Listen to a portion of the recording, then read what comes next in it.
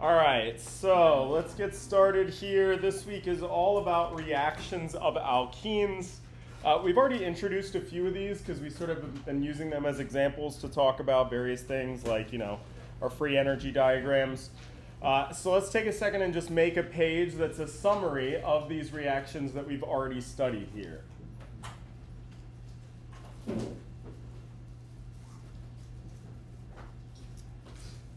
All right, so our first one, these were called hydrohalogenation reactions, where we do the addition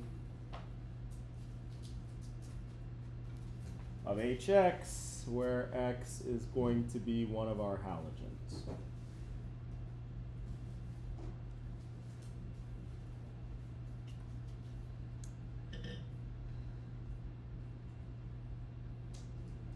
All right, and let's just put an example down here. We have an alkene.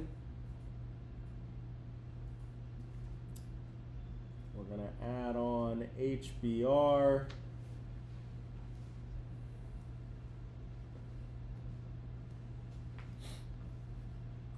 All right, so take a second to predict our product here.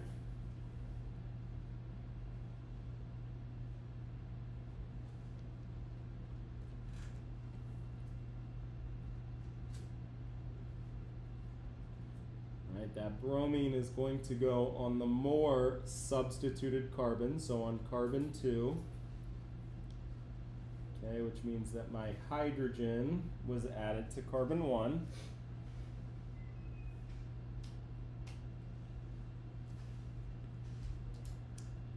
All right, and for this one, let's just make a note. We should know the mechanism of this reaction here. There are some reactions for which we got to know the mechanism. This is one of them. Okay, and the key to my mechanism here is that intermediate. What's that fancy word we got for our intermediate of these reactions? Carbocation. These are carbocation intermediate reactions.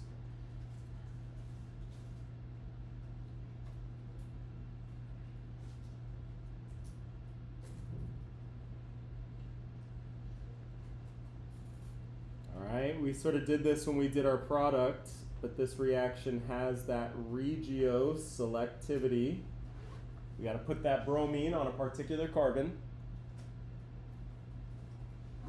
Does anybody remember what fancy Russian word we have for these types of reactions? The regioselectivity? Markovnikov.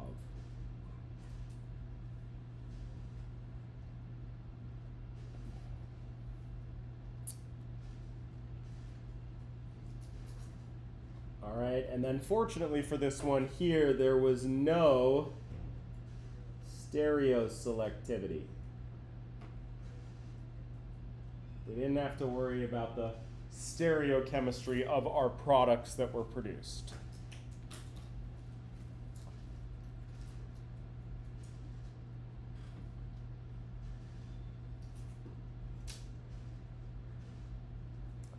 Cool, so our hydrohalogenation, that's the addition of HX. So for example, HBr.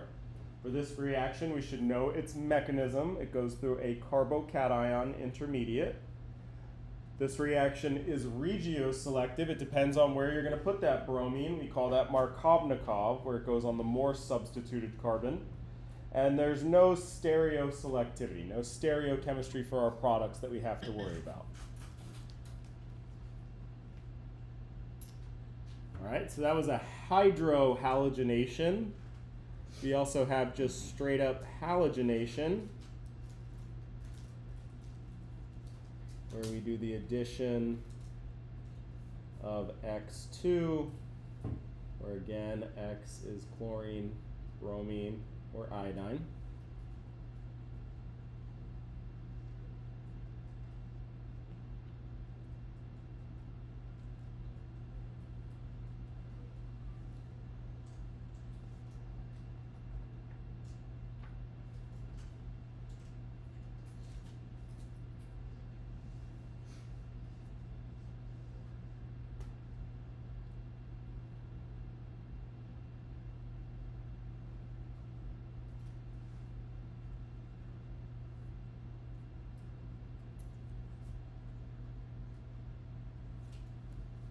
Okay, so take a second and predict the products of this reaction here.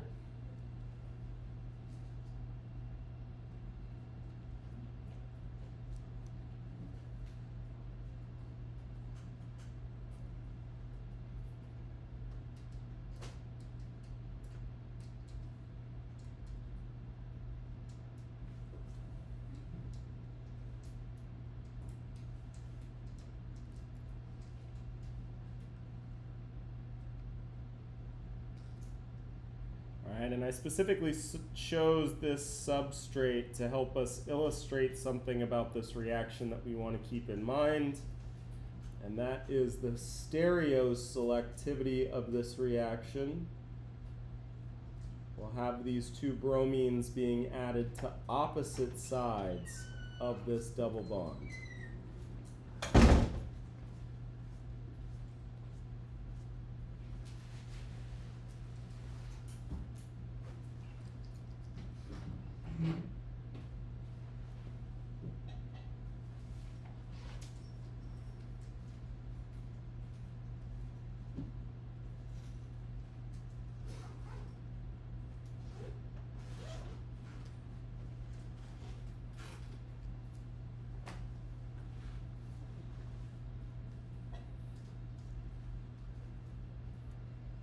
All right, so we have these two bromines. This is another addition reaction. We're now adding a bromine to both carbons.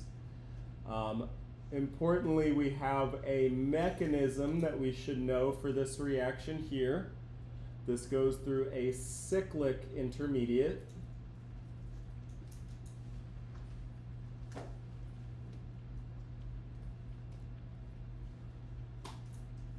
Okay, you're adding a bromine to both carbons here, or whatever your halogen is. You're adding it to both carbons, so there's no regioselectivity to worry about.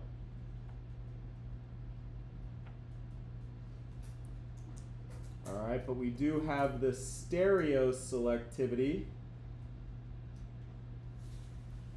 which we illustrated with this example here. What type of addition do we call this? When they are added to opposite sides? This is an anti-addition.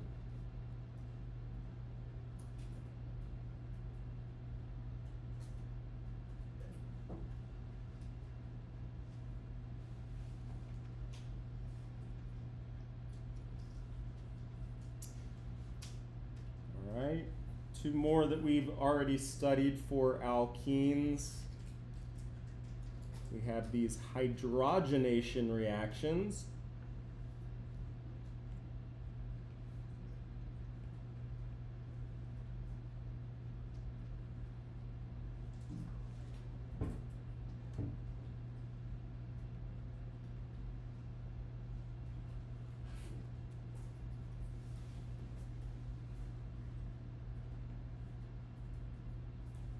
Okay, so this is hydrogenation is the addition of hydrogen gas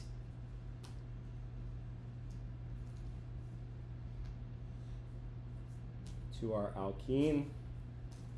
Remember, in order to make these reactions happen on any sort of a reasonable time scale here, we have this palladium catalyst that we're going to add as well.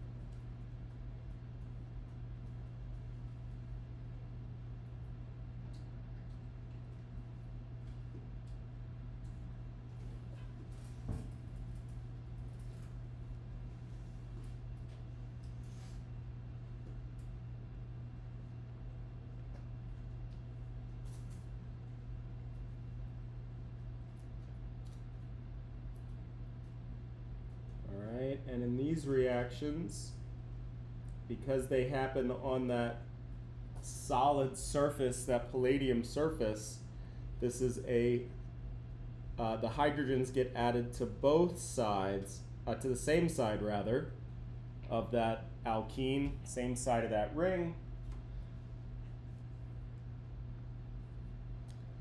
Okay, so this would be my product here.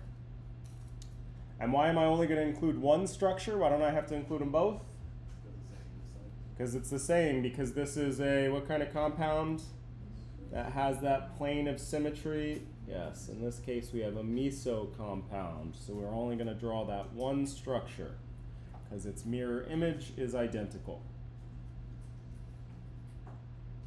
All right, and for these reactions, we know they take place on that solid surface, but there's no mechanism that we have for these reactions, right? No electron pushing arrows.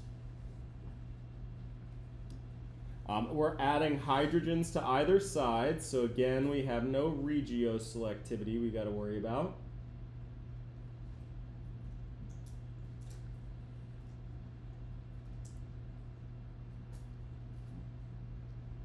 Okay, but we do have the stereoselectivity. We get a particular stereoisomer of our product here. This isn't a well, there it goes. This isn't an anti-addition where they get added to the opposite sides. This is what's called a syn addition. They get added to the same side.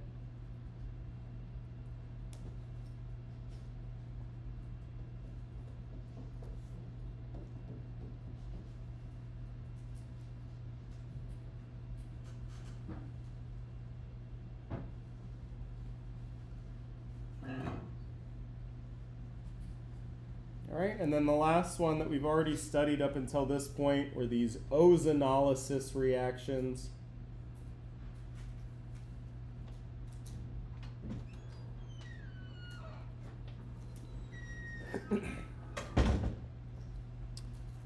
All right, these ozonolysis reactions are called oxidative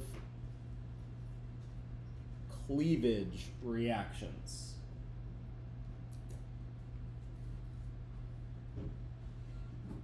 Right, which sounds scary, but if we think about our reaction here in our products, we again have an alkene.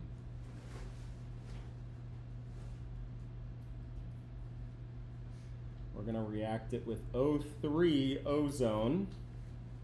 These reactions take place in dichloromethane at negative 78 degrees Celsius, so in liquid nitrogen. All right, and see if you can't remember the product of these reactions here.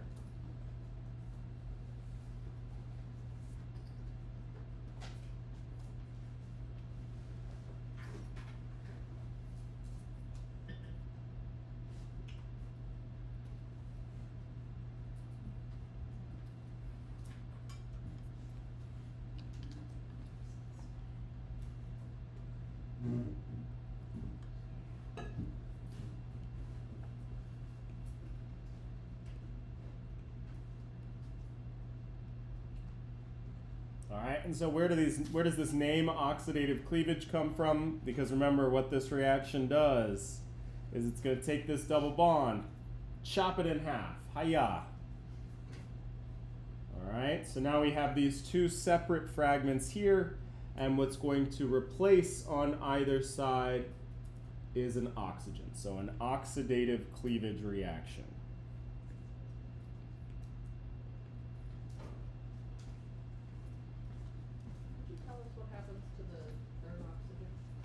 It goes flying off into space somewhere.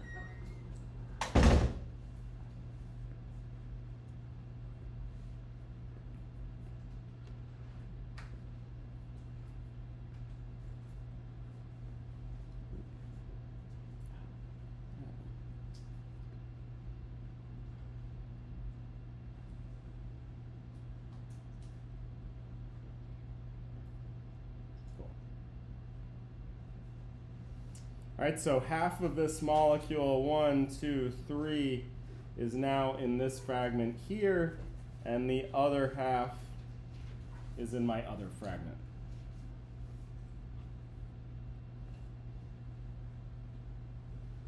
All right, and what exactly happens to that third oxygen? We don't really know, because we have no mechanism. This isn't one for which we know are electron pushing arrows.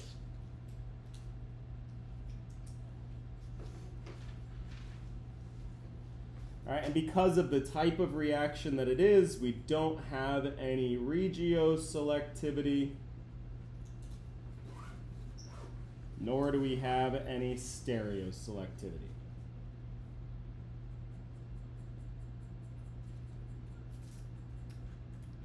So for this particular reaction, the only thing we really know is that substrate reagent product combination.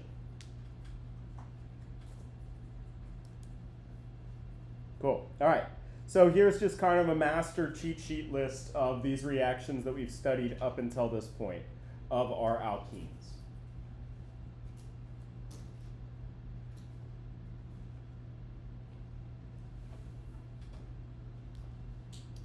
All right, I'm going to jump to a new page here because I'm going to leave some space so that I can add my other reactions once I get them. All right, so our topic for today is going to be, we kind of teased this last week, but we didn't talk specifically here. We're going to talk about hydration reactions. This is now the addition of H2O to an alkene.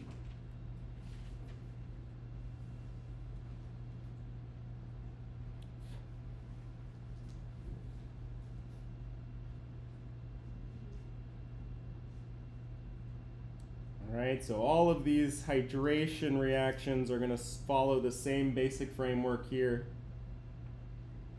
Let's take our simplest alkene, ethene.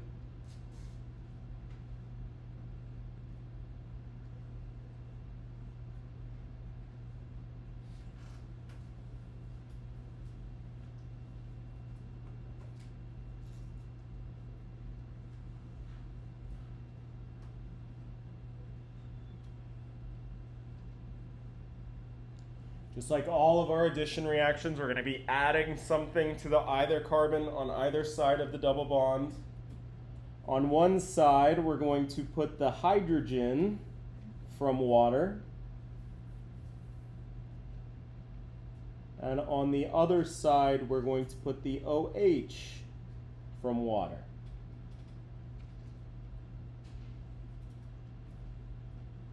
Which means what's our functional group that we have in our product here? Alcohol. So this is how we can convert an alkene to an alcohol.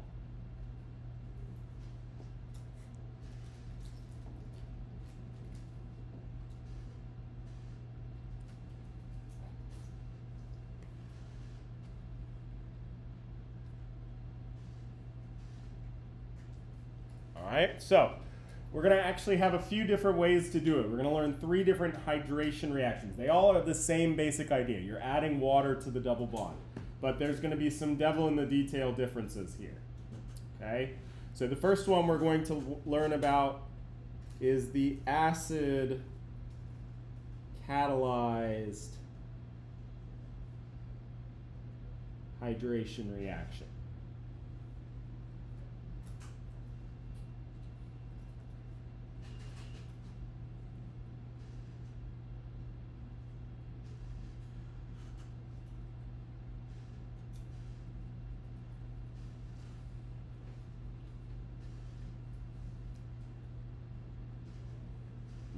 And this particular one is one where we're also going to learn our mechanism.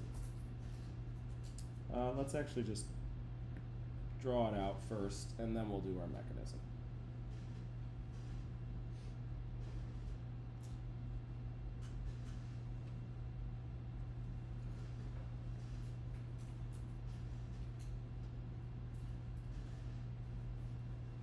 All right, so this reaction takes place with water,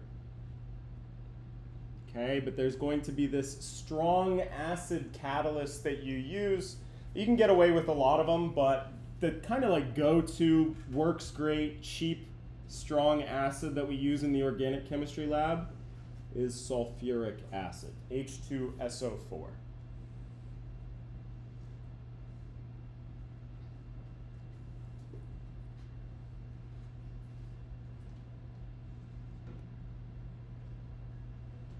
All right, you may also see this acid catalyst written as just H+ in brackets This is kind of just shorthand for some acid catalyst.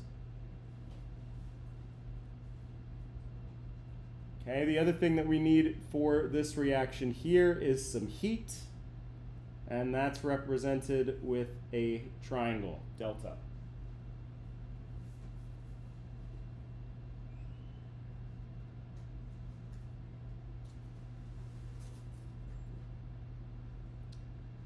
All right, and again, we get this addition reaction, but we're going to specifically put that OH group on the more substituted carbon.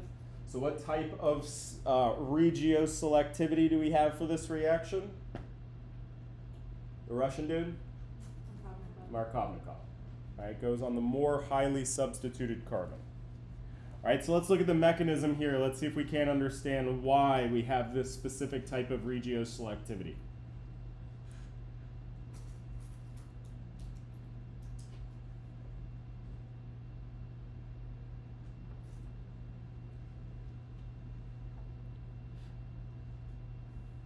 Now, even though we have sulfuric acid in our reaction mixture, that's what we added here, right?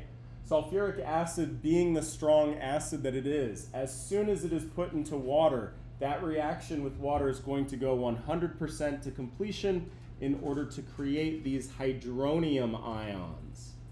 So this is what we're going to be using in our reaction mechanism here, our hydronium ion.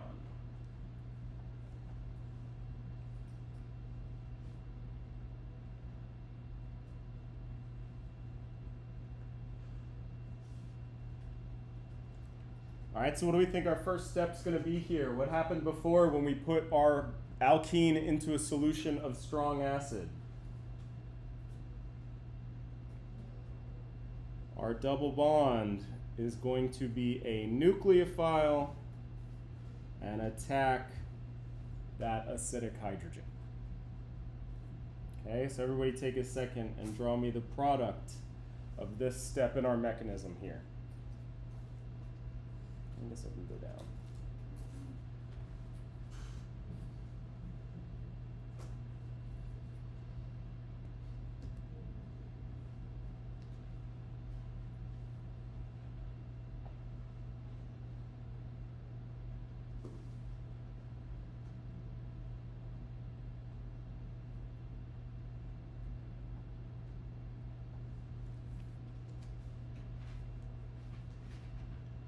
All right, what are we going to get?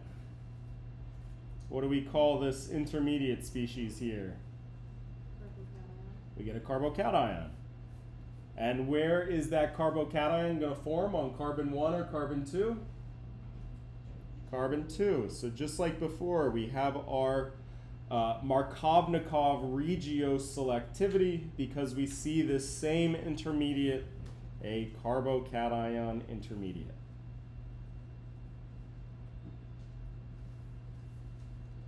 All right, and what is my second product here? The water.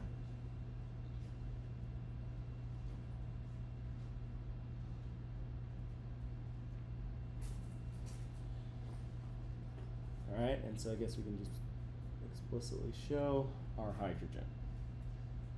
All right, so carbocations, what do they play the role of? Electrophiles or nucleophiles? Electrophiles. They want electrons, right? And so that's exactly what's going to happen. Water is going to play the role of the nucleophile. It's got that pair of electrons it can donate, so it can be a nucleophile. And it's going to reach out and attack that carbocation. All right, so everybody take a second and draw me the product of this step here.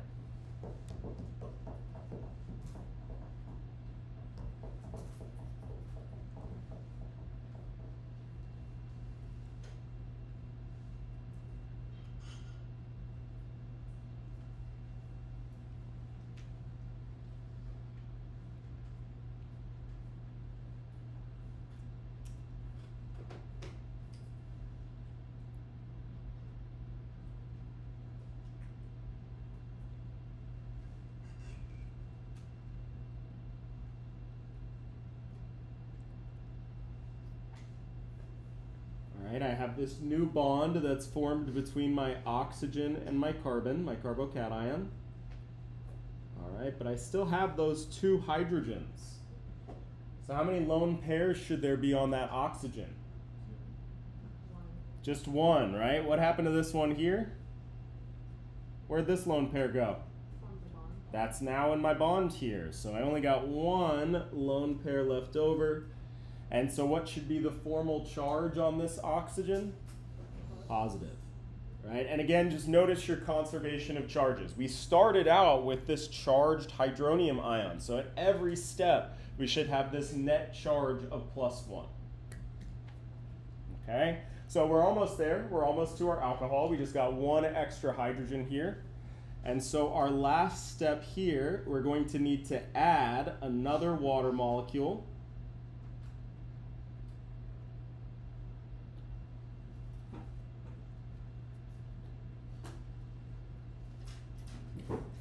And its job is just to take that extra proton off of our alcohol group. Okay, so see if you can't finish off this mechanism here.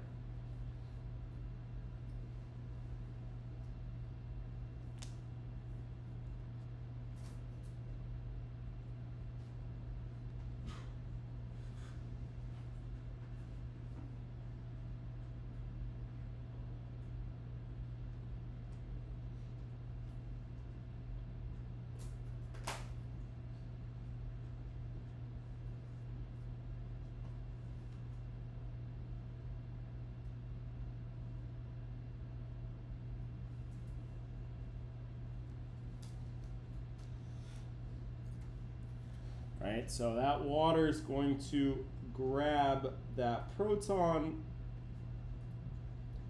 and that pair of electrons is going to jump back onto that oxygen. Okay, we will see these a lot in our mechanisms here.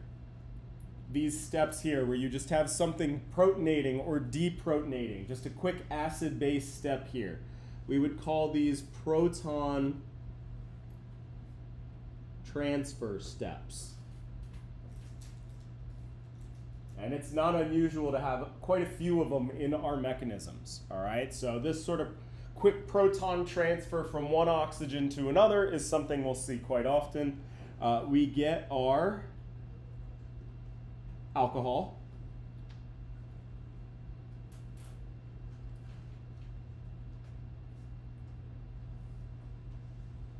Okay, but this last step also serves another important function here. What did we form in that last step? We got our alcohol and what? Hydronium.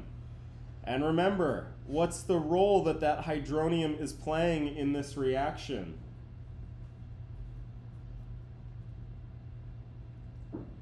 It's in the name. Catalyst. And so remember, an important feature of a catalyst is that it is not consumed in the reaction. So at the end here, we have to reform that catalyst. It's not something that's actually consumed. So this last step here, putting that proton back on water, that allows us to reform our acid catalyst.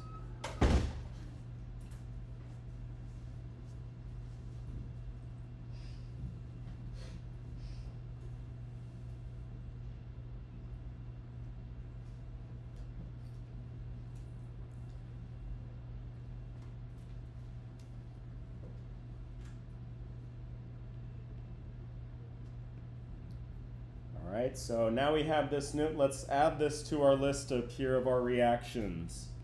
We have our acid catalyzed hydration reaction.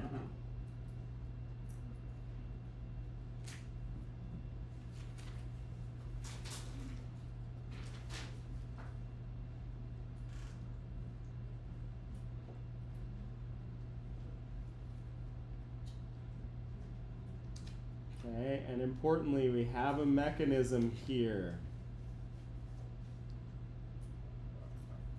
Carbocation, intermediate, carbocation strikes again.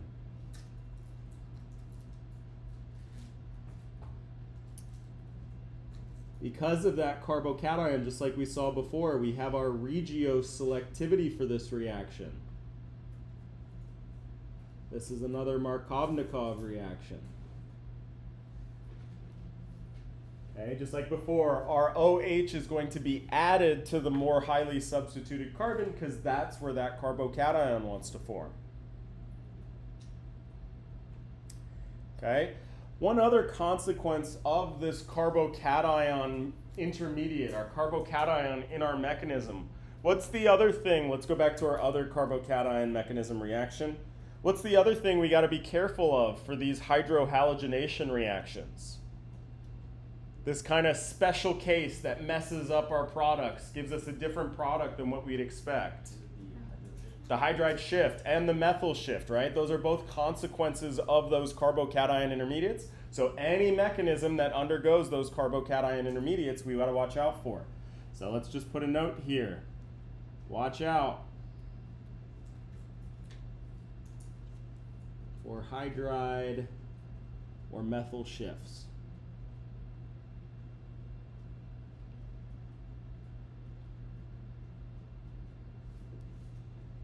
Okay, we got that same sort of intermediate here, so we're going to have the same propensity for those to happen.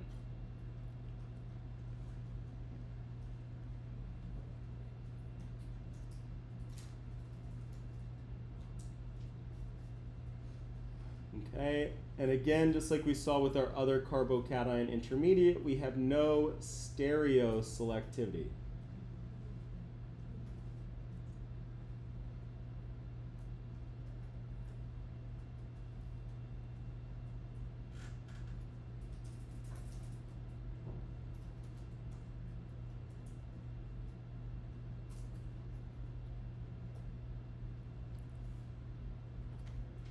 The first time we were introduced to these carbocation intermediates, we didn't even know about stereoselectivity. I just kind of glossed over it until we introduced it learning about separate reactions. So let's just look here real quick. Let's just think. What is it about a carbocation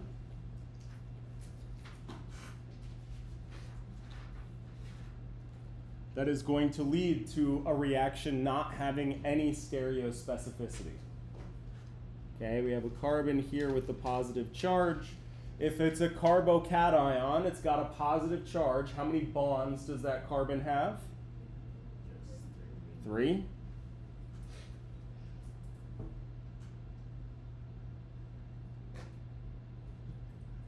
Okay, and then how many lone pairs? That would be a carbanion. If it's got a positive charge, it's how many lone pairs?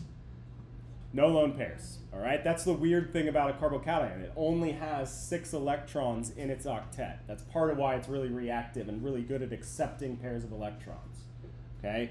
So then let's think, if it has 3 bonds and no lone pairs, what's the hybridization on this carbocation? sp2, which makes it a trigonal planar geometry.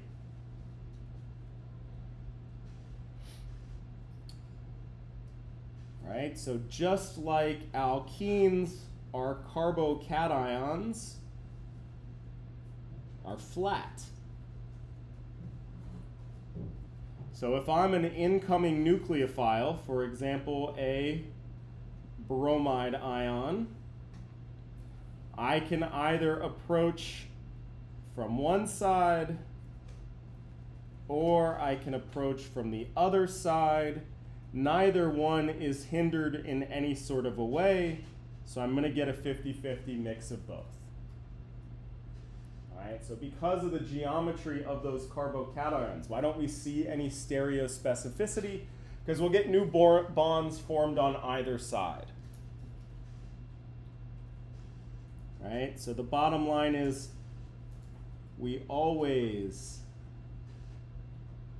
get a 50-50 racemic mixture.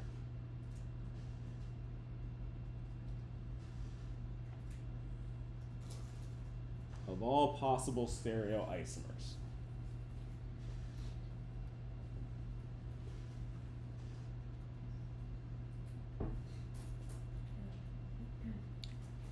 Okay, and that's just a consequence of the geometry of those carbocations. Again, they only have 3 bonds and no lone pairs, so they're trigonoplanar, which means that that incoming nucleophile could attack from either side, and it will, right? In a mixture here, rather in a reaction that takes place in solution, you'll get a mixture of all possible stereoisomers.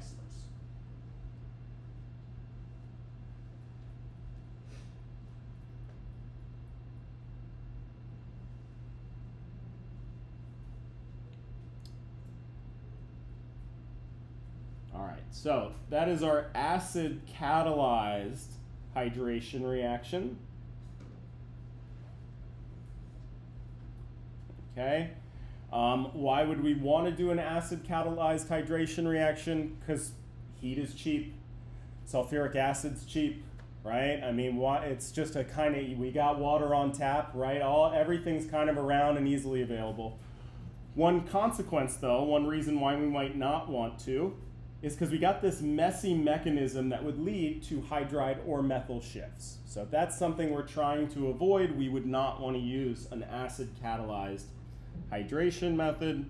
Instead, we could use something, what's called an oxymercuration.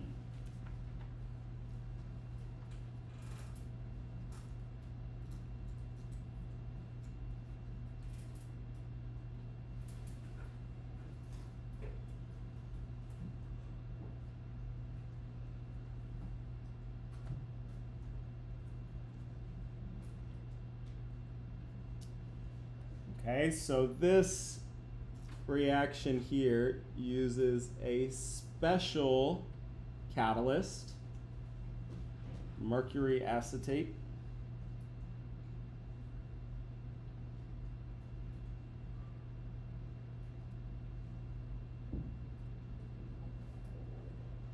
Okay, along with water. That's your first step. And then in a second step, you follow that up with sodium borohydride. Okay, so we got 2 new things here.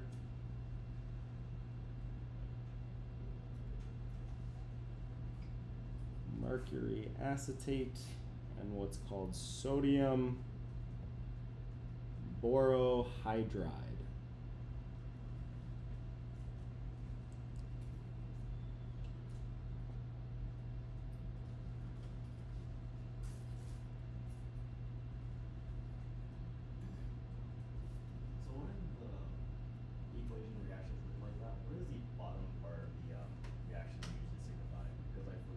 So in this step, you actually have to do these in 2 separate steps here.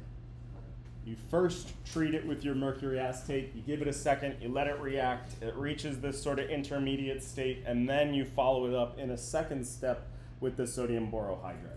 Sometimes the bottom, if they're not numbered like that, like as is the case when we did our acid catalyzed, it's just like spillover. There's a bunch of reagents that you're listing, you just have a second line underneath the arrow. Okay, the same for the Ozonolysis? Yep, so that was, in that case, it's actually the solvent that it takes place in and the temperature, so your reaction conditions. Okay, this is the one that actually has the steps that we need. This is the first one that we have that has multiple steps, correct. Okay, so if we're going to do our product for this reaction here, we're again going to put the OH on the more substituted carbon.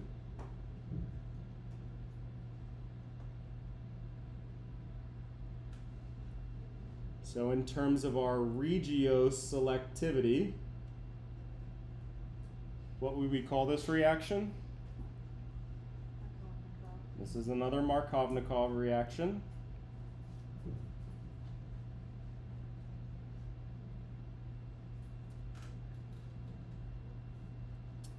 For this one, we're not going to study the mechanism other than to say there's no hydride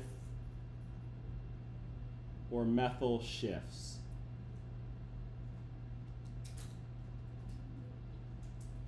All right, so why would you want to do this path with your slightly more expensive, fancy mercury acetate catalyst here? Well, because for these particular reactions, you don't have to worry about any hydride shift occurring. There's none of that sort of side reaction that you would have to be worried about. And fortunately for us, this reaction has no stereospecificity.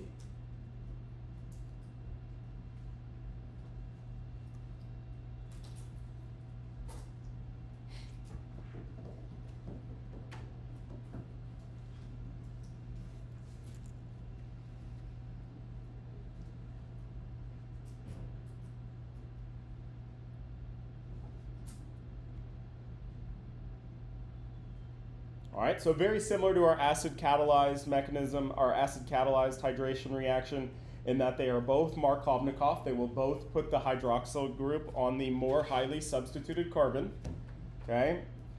The only difference is for our mechanism, now we're not going through that carbocation intermediate. We don't know what intermediate we're going through other than to say it's not a carbocation, all right? And because of that, there's no hydride or methyl shifts to worry about for this reaction.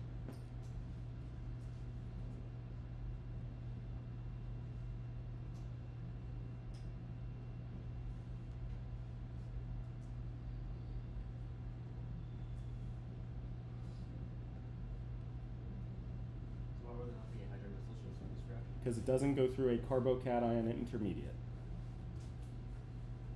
Those are unique to carbocations. All right. And so then the last hydration reaction we're going to talk about is what's called a hydroboronation reaction.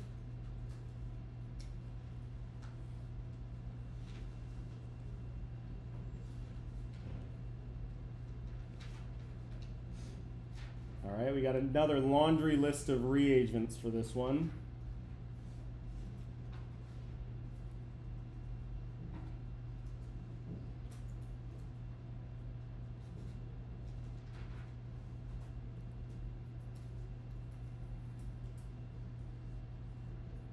All right, so first you treat your alkene with BH3, borane, in THF, tetrahydrofuran. It's just a solvent.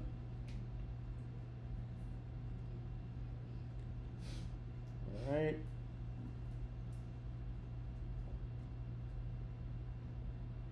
And then after that, you treat it with H2O2. Does anybody know what H2O2 is? Hydrogen peroxide.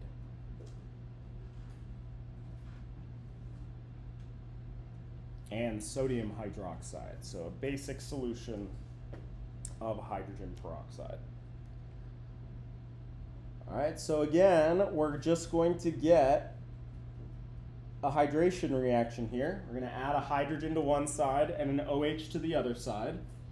The difference is that now our OH group is going to go on the less substituted carbon, not the most substituted carbon.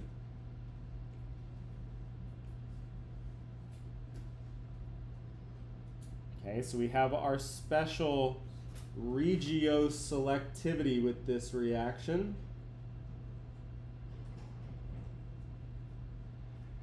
It doesn't go on the more substituted carbon, it goes on the less substituted carbon. So we call this anti-Markovnikov.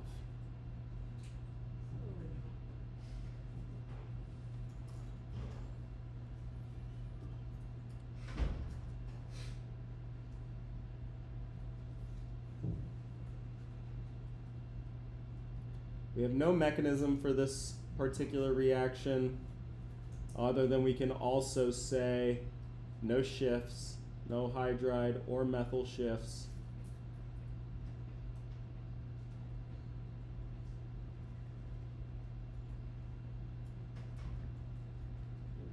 All right, but we do have another pain in the butt aspect about this one here. This is a stereoselective reaction.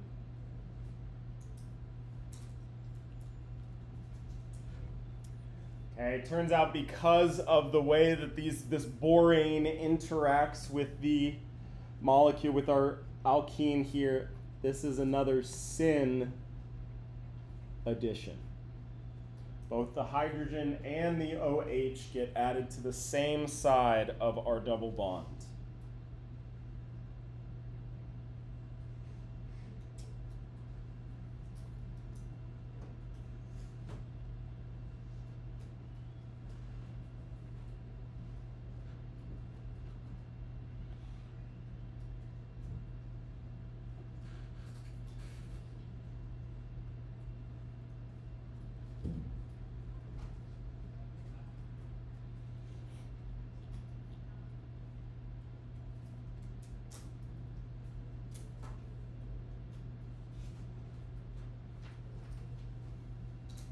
Okay, so we have these three different hydration reactions that we learned about here.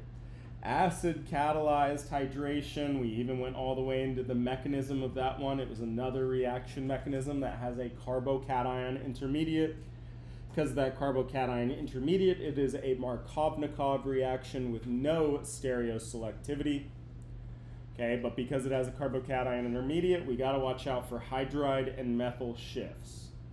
Our oxymercuration reaction is another Markovnikov hydration reaction, but we don't have to worry about any hydride or methyl shifts with that one.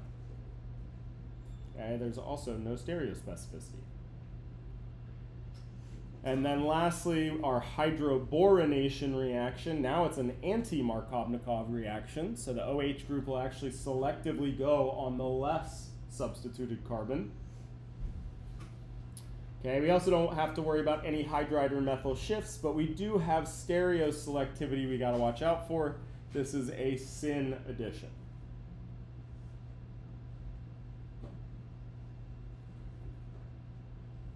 All right, so let's take an alkene.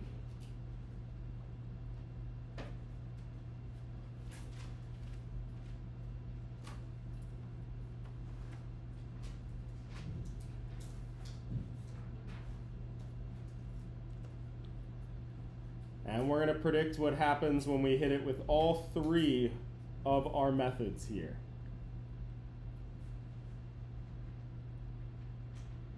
All right, so we'll do our acid catalyzed.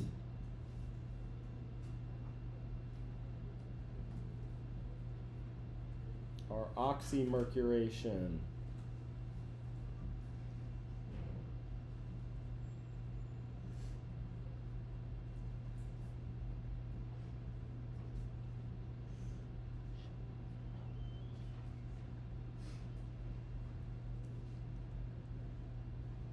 And our hydroboronation.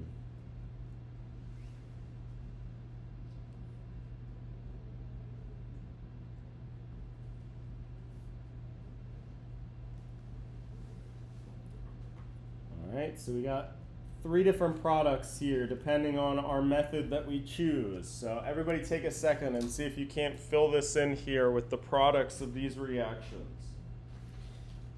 Right, same alkene for each of them, but now we're using a different hydration method.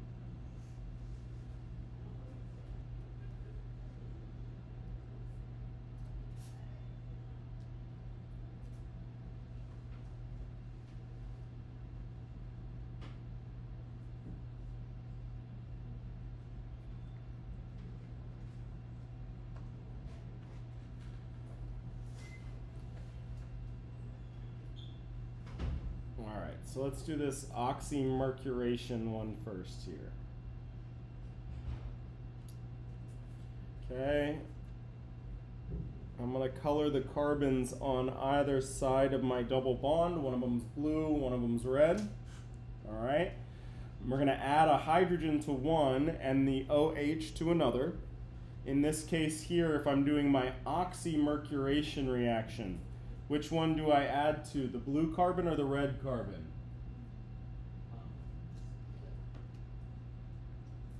Who thinks it's the blue carbon? Raise your hand. Who thinks it's the red carbon? Raise your hand. Okay, oxymercuration reactions. That mercury, right? That's our sort of giveaway in our reagent list. This is a Markovnikov reaction. So I should be adding to the more substituted of the two carbons. This blue carbon is secondary. The red carbon is primary. So I'm going to add to my secondary carbon. So I'm going to start drawing my products with my same carbon backbone, right? I need those 5 carbons all linked up the same way. Boom, boom, boom. But now instead of drawing a double bond, I'm going to put that OH group on that more substituted carbon. Okay, you can put the hydrogen over here on one if you want, but of course hydrogens are usually implied, so it'd be more normal to just leave it off. Okay, if I'm doing my hydroboronation reaction, right, and so again, what's the giveaway here? We got boron in there. Am I going to add to the red or the blue carbon? So this is the anti-Markovnikov reaction. So instead of adding it to the more substituted carbon, I'm going to be adding to the less substituted carbon, to my primary carbon there.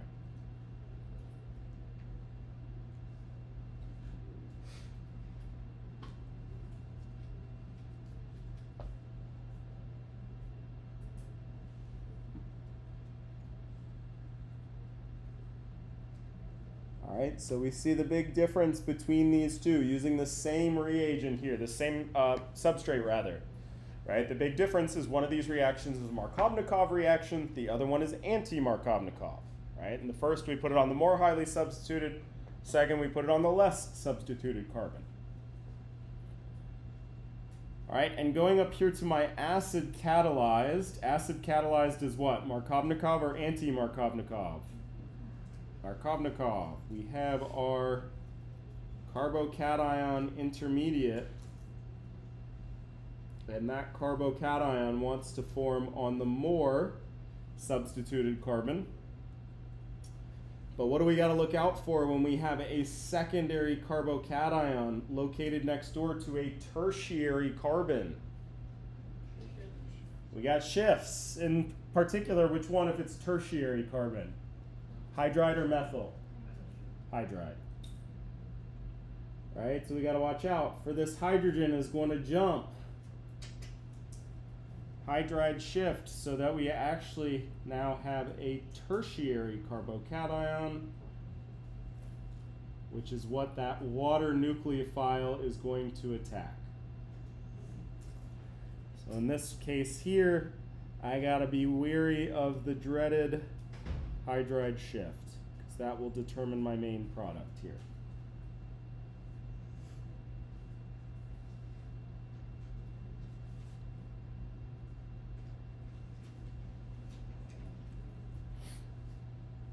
All right, 99% of the time, these two are reagents accomplish the same goal, because they're both Markovnikov reagents, right? We'll both put that OH group on the more substituted carbon.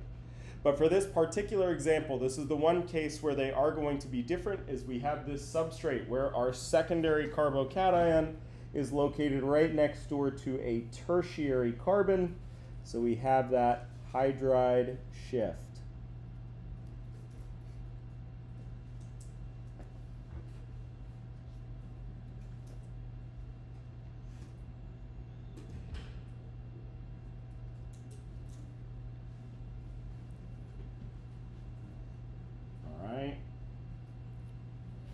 Now let's just do an example. We had said that this was a syn addition for our hydroboronation. So let's just do a reaction here where that's going to matter.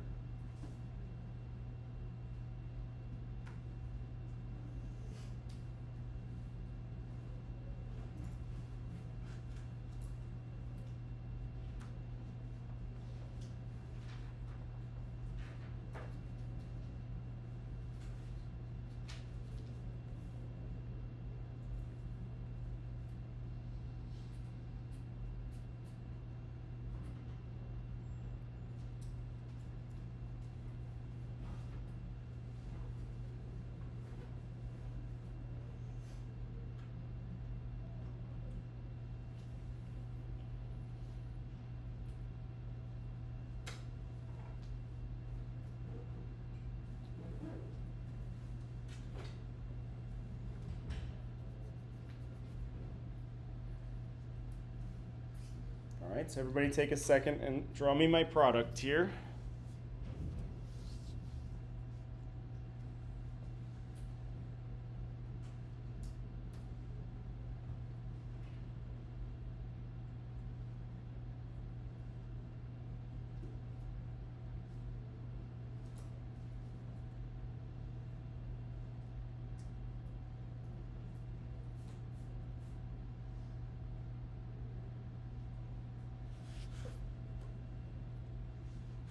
Let's actually do, I'm going to put another group down here. We're going to do two very similar examples.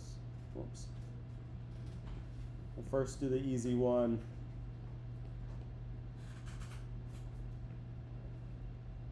Okay, we're going to make this also an ethyl group, and then we'll do the more difficult one.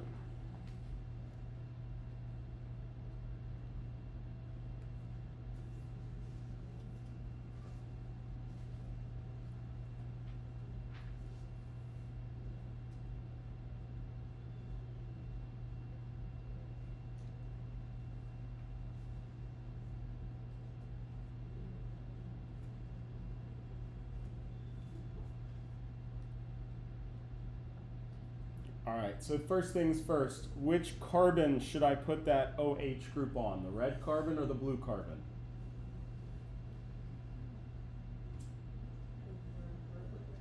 Is this a Markovnikov or anti-Markovnikov? Anti, so this is a secondary, this one's a tertiary. I want to put it on the less substituted carbon.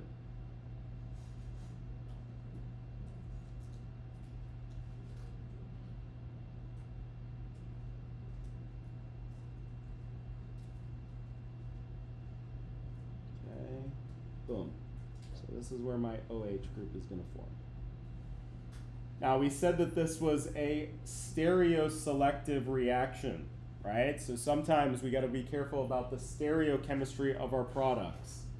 So let's just ask, do I have to worry about stereochemistry?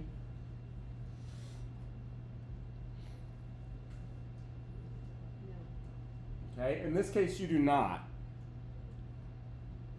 All right, because although we did form one new stereocenter right here, this one over here is not a stereocenter.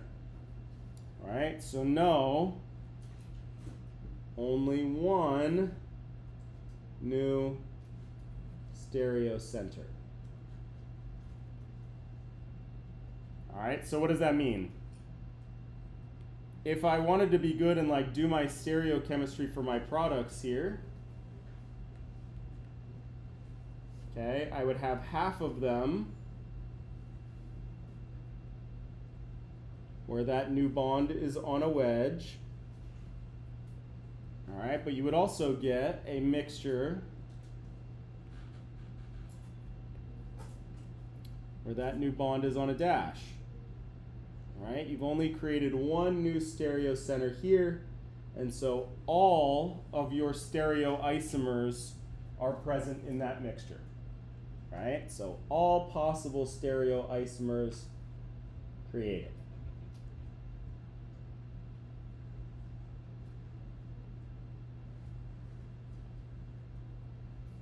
So you could write both of them like this, one on a dash, one on a wedge, but instead we just put it on a straight line here. Right? Our straight line on this stereocenter simply means all stereoisomers are produced. So we don't have to worry about specifying. All right, we'll get a racemic mixture of all possible stereoisomers.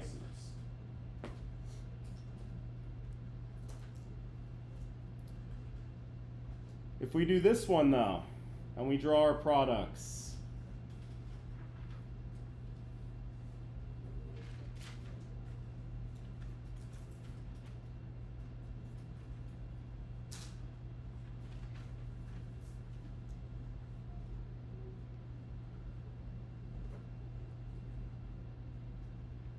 and we ask ourselves the same question, do I have to worry about stereochemistry?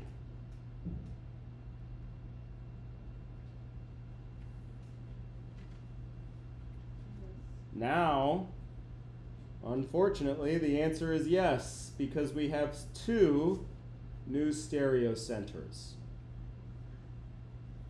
One at the base where the oxygen was added, but this is also now a stereocenter. So just drawing this product here does not accurately convey the products of this reaction. We're only going to get a subset of all the possible stereoisomers. Okay, there's 4 total because we got these two stereocenters, and we're only going to get 2 out of those possible 4. Okay, so you had this tutorial assignment that was helping you guys draw this, so let's just go through that. How to draw our stereoisomers, stereoisomer products. Okay, what we need to do is keep that zigzag all in straight lines. That's going to be the set of bonds that lies in the plane of the page. So we're going to draw our zigzag with straight lines.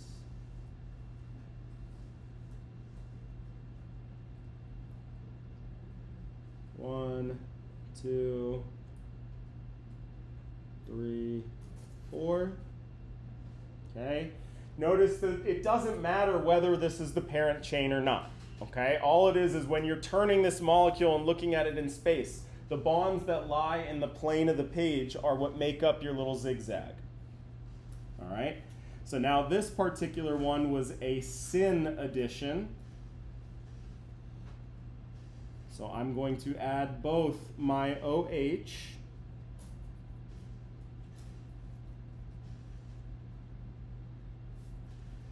and my new hydrogen on the same side, so either both on dashes or both on wedges.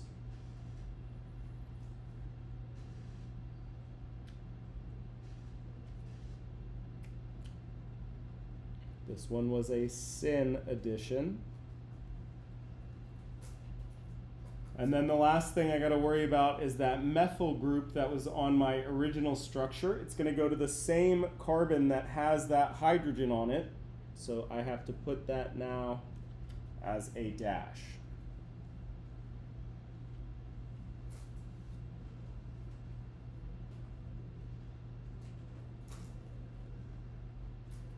So we're going to draw our zigzag with straight lines. And we're going to add our new bonds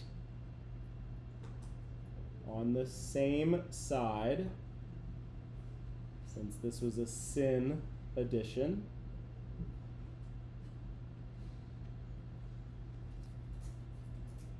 And then add any missing carbons with the opposite type of bond.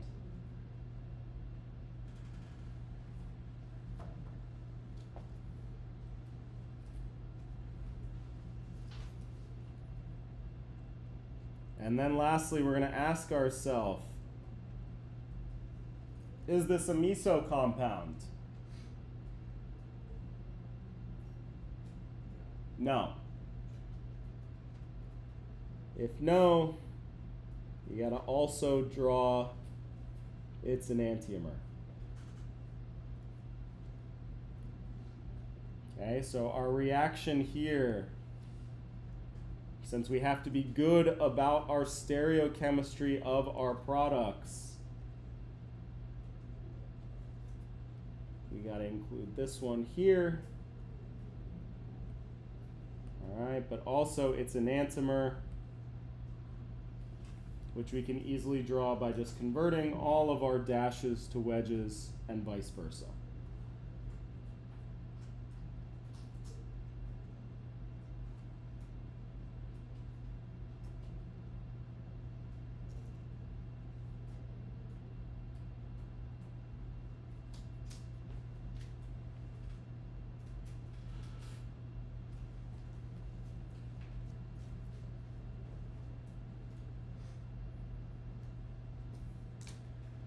All right, so this is worst case scenario here, all right, where we got to worry about the stereospecificity of our reactions. There are a few reactions that we've learned that are syn.